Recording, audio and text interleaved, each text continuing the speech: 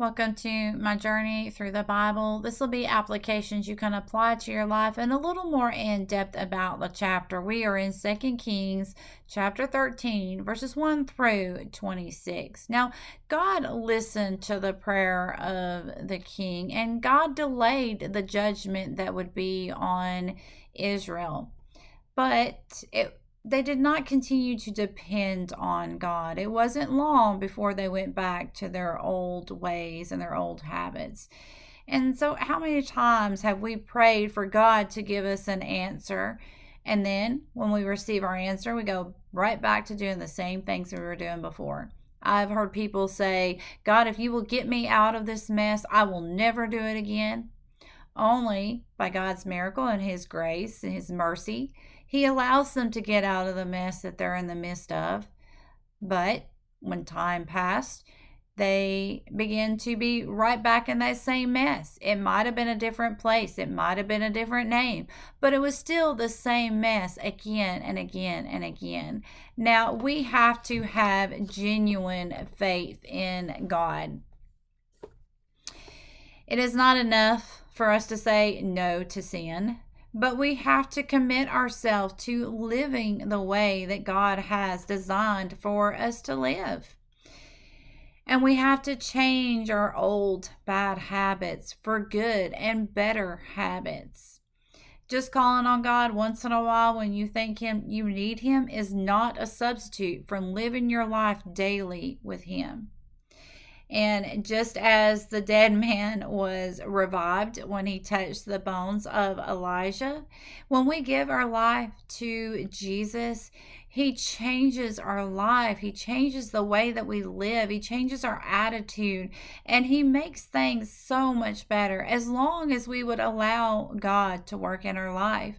Now, it can be very hard to go against everyone else.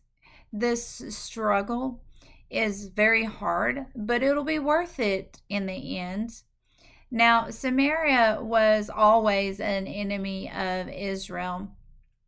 Samaria had all of the trading to the south, and Syria had all the trading to the north, and Israel had all of the trading to the south. So if one country could defeat the other, then they would have all of the trading and their economics would flourish. Now, while these two countries were constantly fighting against each other, they didn't even notice the country to the far north that was building their strength. Now, we also see that there were two people that had the same name. Joash was the king of Judah, and he was a good king. He tried to do what was right in the sight of God.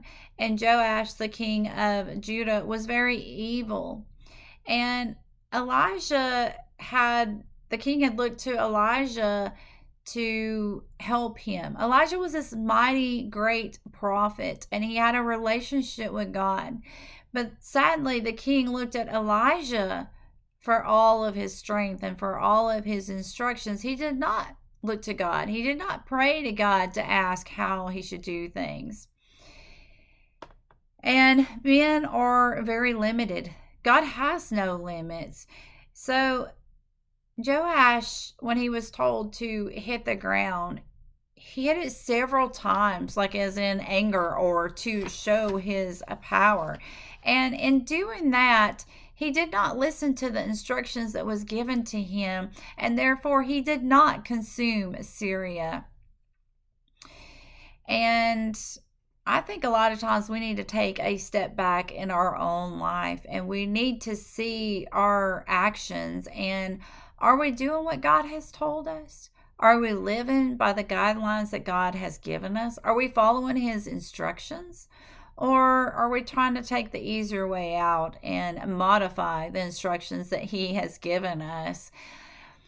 We have to learn from our lessons that happen in our life the first go around. That way we don't repeat them. But if we do not learn, then we are going to continue to make the same mistakes over and over and over. And then we have nobody to blame but ourselves.